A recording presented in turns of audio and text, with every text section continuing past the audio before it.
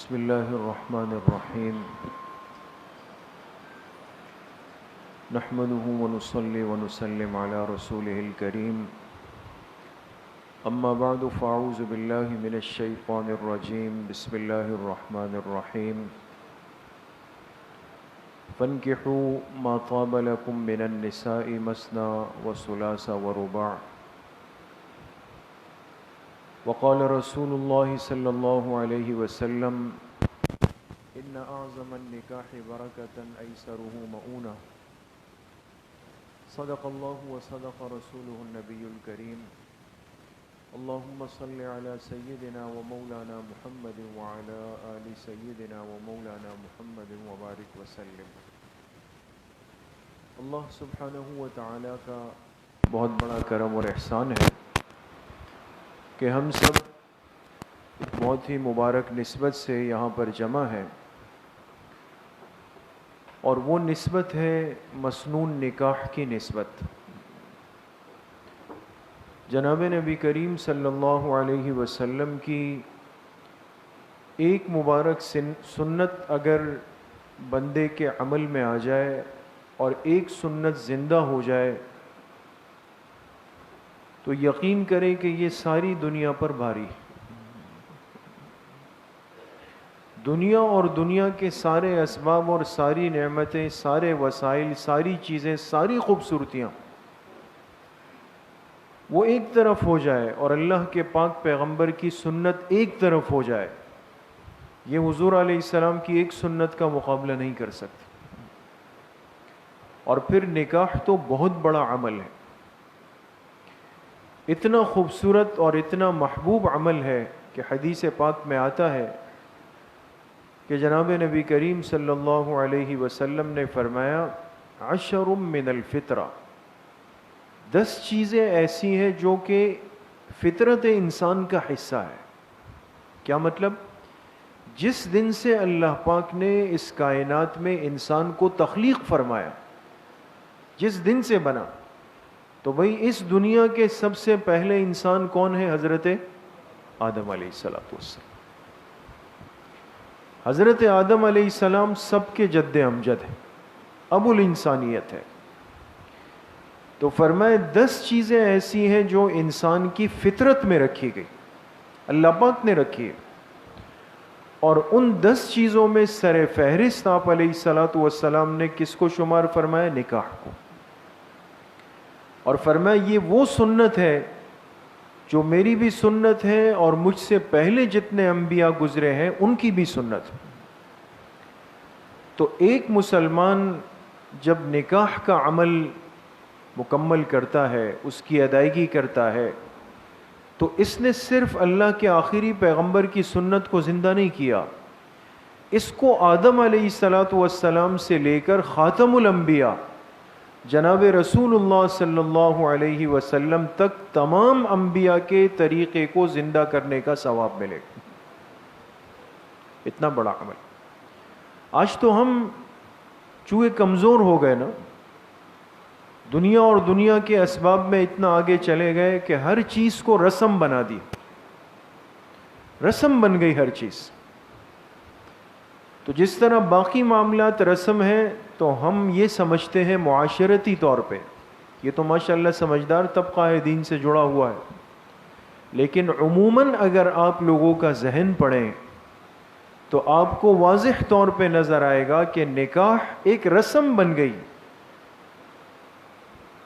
یہ رسم نہیں ہے دوست، یہ تو بہت بڑا عمل ہے، بہت بڑی سنت ہے اور بڑی محبوب سنت ہے۔ اس لیے فرائض میں سے صرف نماز ایسا عمل ہے جس کے لیے اجتماعیت مانگی گئی، ایسا ہی ہے دوستو۔ فرائض میں نماز ایسا عمل ہے جس کے لیے اجتماعیت مانگی گئی۔ کیا مطلب؟ کہ بھئی امام کے پیچھے آ جاؤ، جماعت کے ساتھ نماز پڑھ لو۔ باقی روزے میں ہر انسان اکیلا ہے، زکوٰۃ میں اکیلا ہے، حج میں اکیلا ہے۔ حج انفرادی عمل ہے نا، اس لیے آپ دیکھیں حج میں جو منی پہلے چلا جائے، گروپ سے الگ ہو جائے، ساتھیوں سے الگ ہو جائے، آج تک ایسا ہوا کہ کسی نے کہا ہو کہ بھئی آپ جو گروپ کے امام صاحب تھے ان کے ساتھ نہیں تھے لہٰذا آپ کا حج نہیں ہوا؟ کبھی سنا ہے آپ حضرات؟ نہیں۔ فرائض میں صرف نماز اجتماعیت چاہتا ہے، اور باقی جتنے اعمال ہیں اس میں محبوب طریقہ کیا ہے؟ انفرادیت کا، اکیلا اکیلا، چاہے سنتیں ہیں، چاہے نوافل ہے، چاہے مستحبات ہیں، اس کا افضل طریقہ یہ کہ جتنا اکیلا انسان کرے اتنا زیادہ اجر ہے۔ تو اصل تو یہی تھا کہ نماز کی سنتیں کہاں ادا کی جائے؟ گھر میں ادا کی جائے، فقہا نے بھی یہ لکھا۔ لیکن بعد میں جب تنزلی آئی، لوگوں میں اعمال کی کمزوریاں پیدا ہوئی، تو بعد کے فقہا نے، علماء نے یہ فتویٰ لکھا کہ اب لوگوں کو اس بات کی ترغیب نہ دی جائے کہ سنتیں گھر میں ادا کرو۔ کیوں؟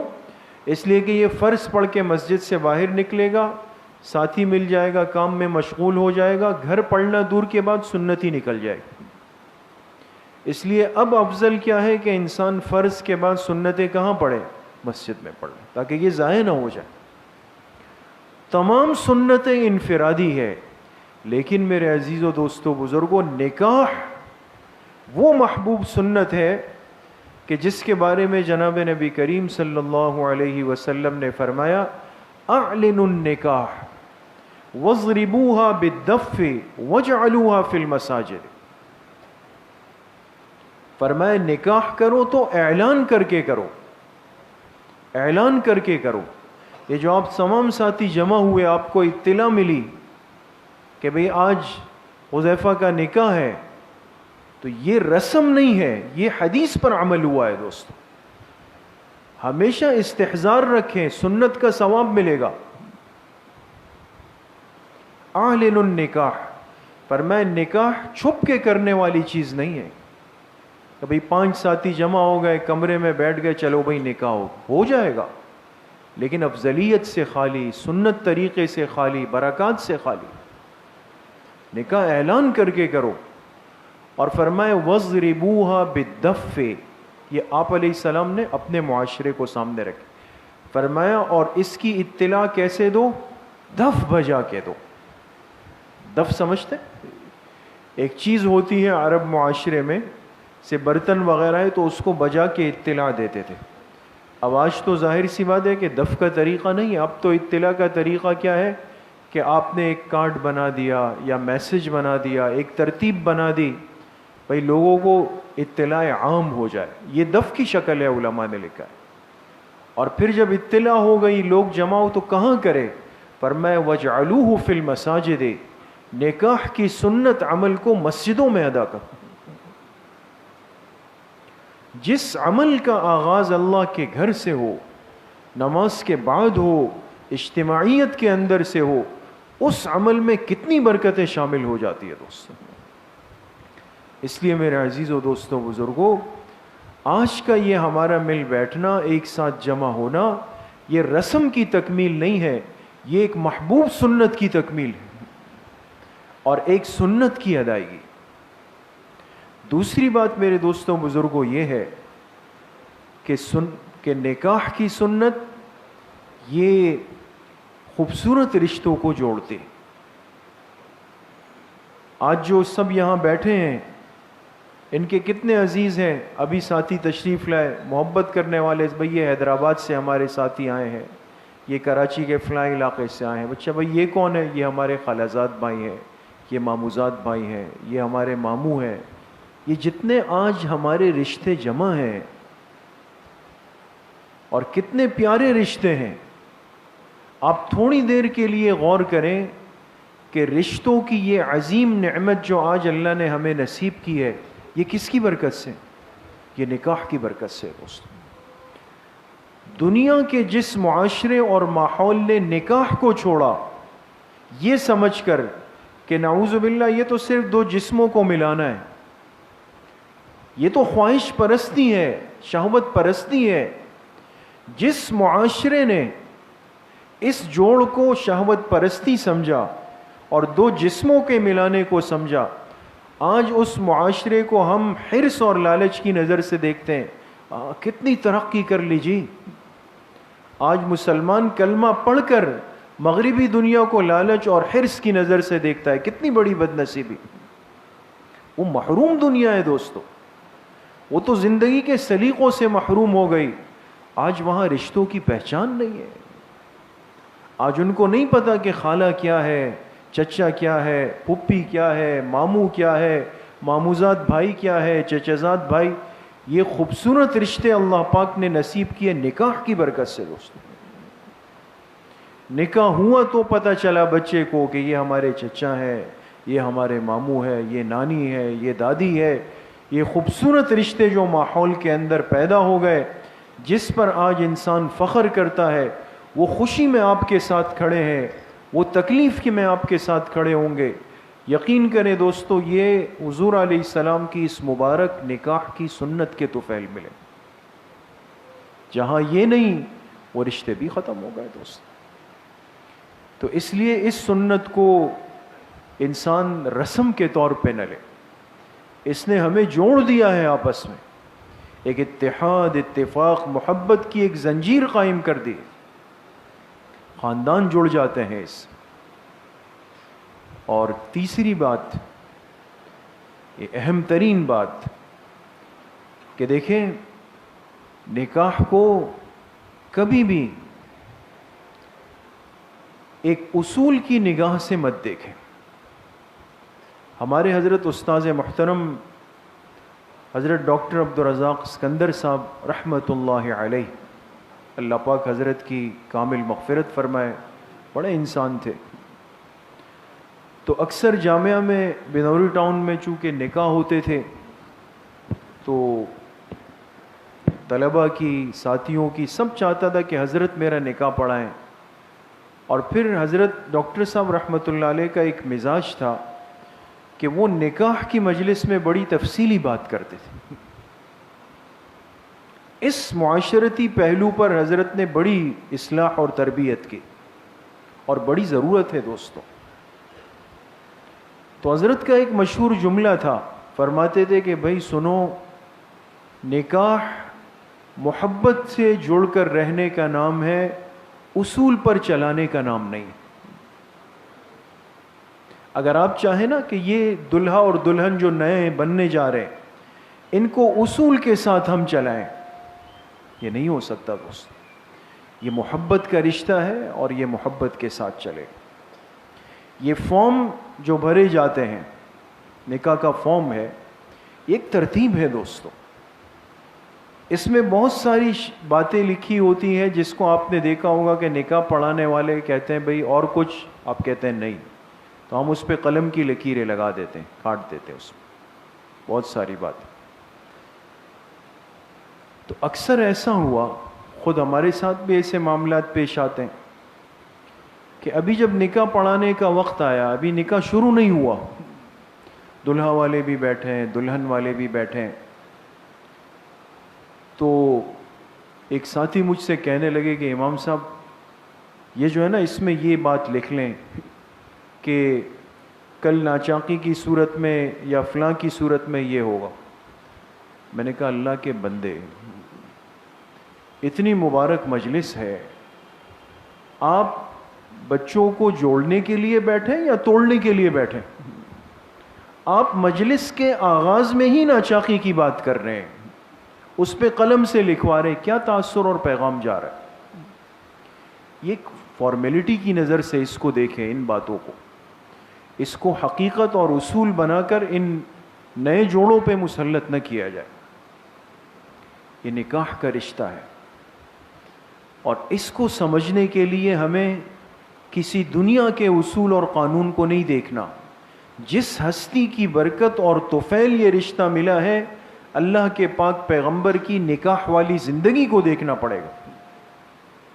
آپ علیہ السلام نے جو نکاح فرمائے وہ امت کے لیے ایک درس ہے, ایک سبق ہے اور ایک پیغام ہے کہ شادی کے بعد دلہا دلہن, شوہر بیوی یہ زندگی کیسے گزاریں گے.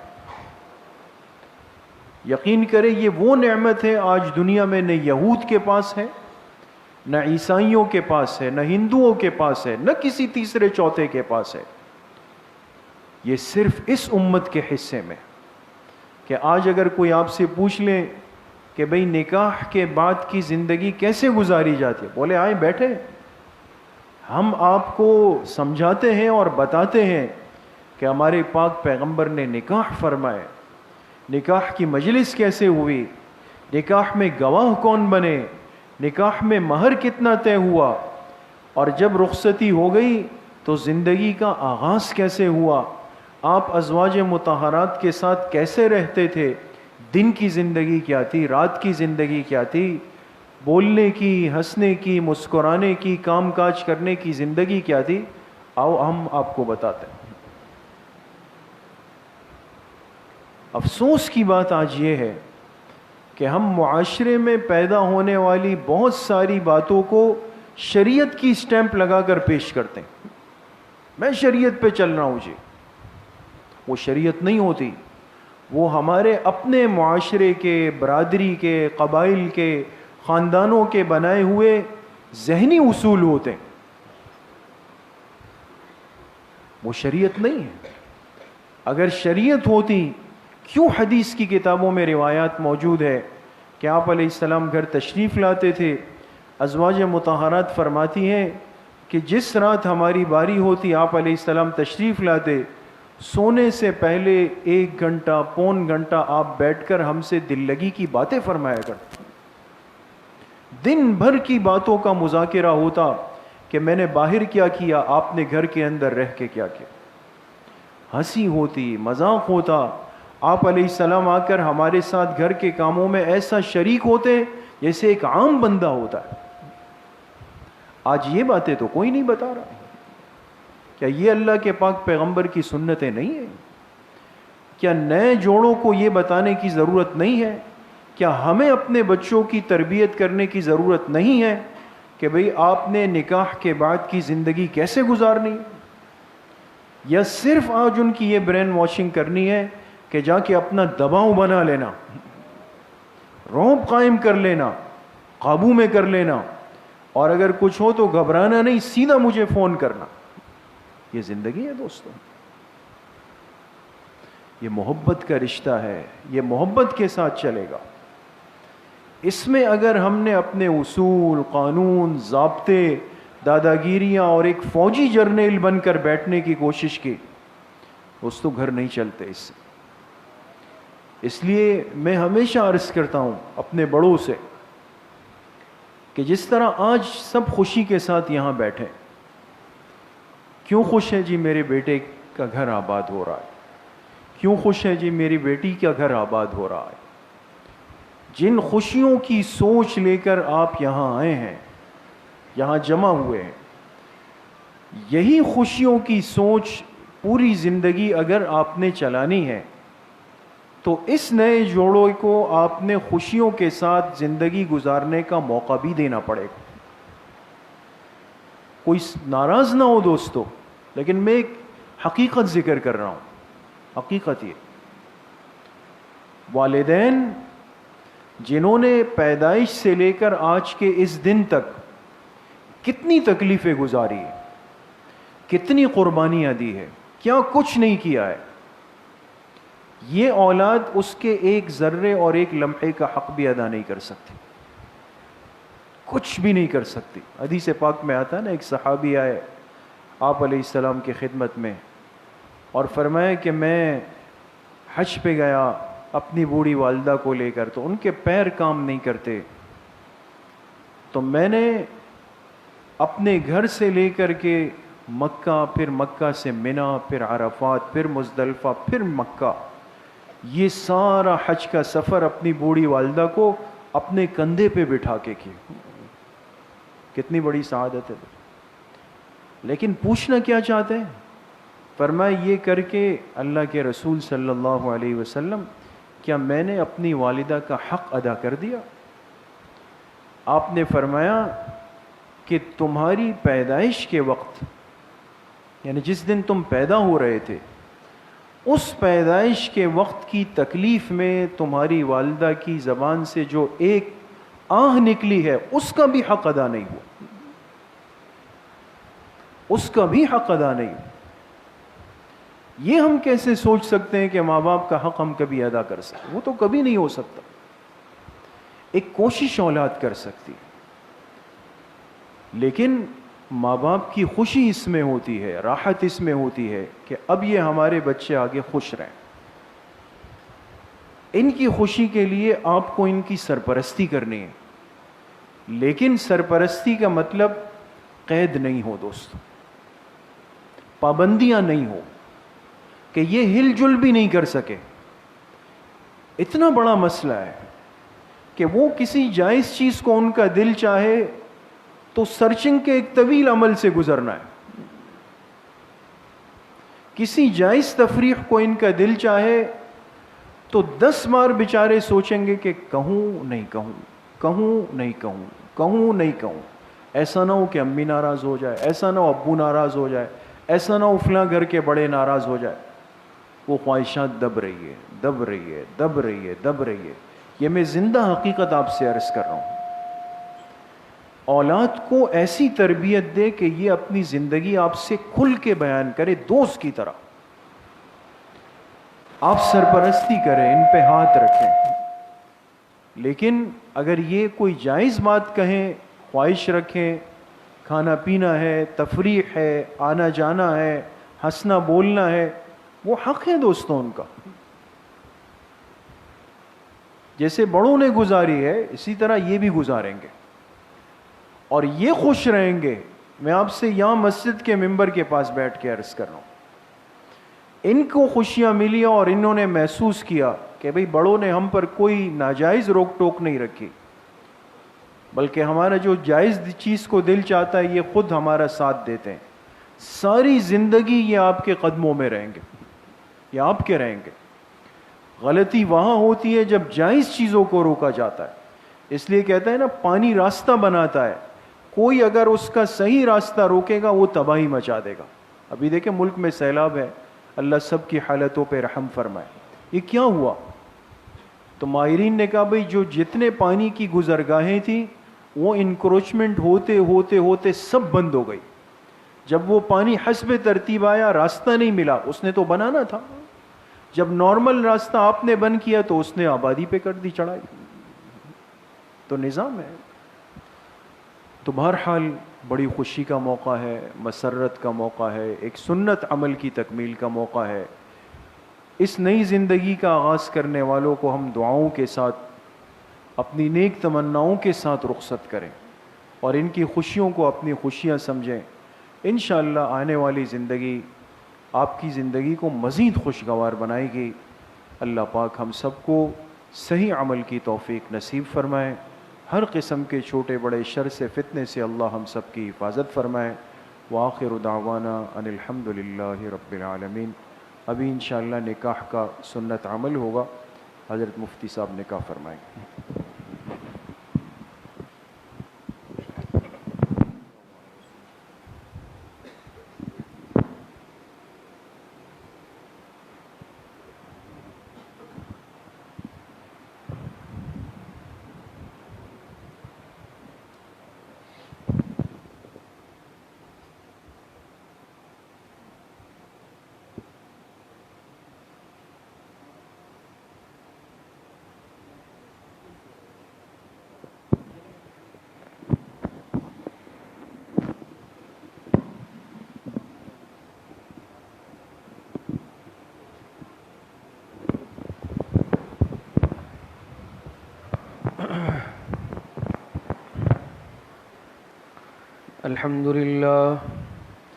الحمد لله نحمده ونستعينه ونستغفره ونؤمن به ونتوكل عليه ونعوذ بالله من شرور أنفسنا ومن سيئات أعمالنا.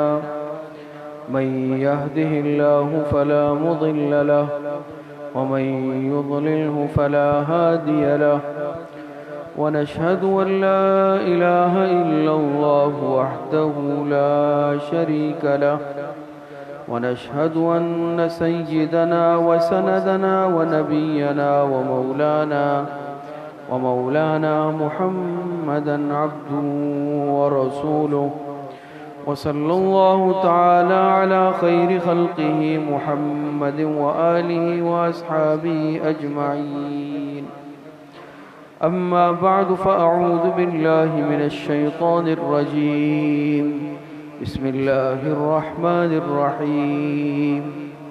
قال الله تبارك وتعالى في القرآن المجيد والفرقان الحميد: يا أيها الناس اتقوا ربكم الذي خلقكم من نفس واحدة وبث منهما رجالا كثيرا ونساء واتقوا الله الذي تساءلون به والأرحام إن الله كان عليكم رقيبا. وقال الله تبارك وتعالى: يا أيها الذين آمنوا اتقوا الله وقولوا قولا سديدا يصلح لكم أعمالكم ويغفر لكم ذنوبكم ومن يطع الله ورسوله فقد فاز فوزا عظيما.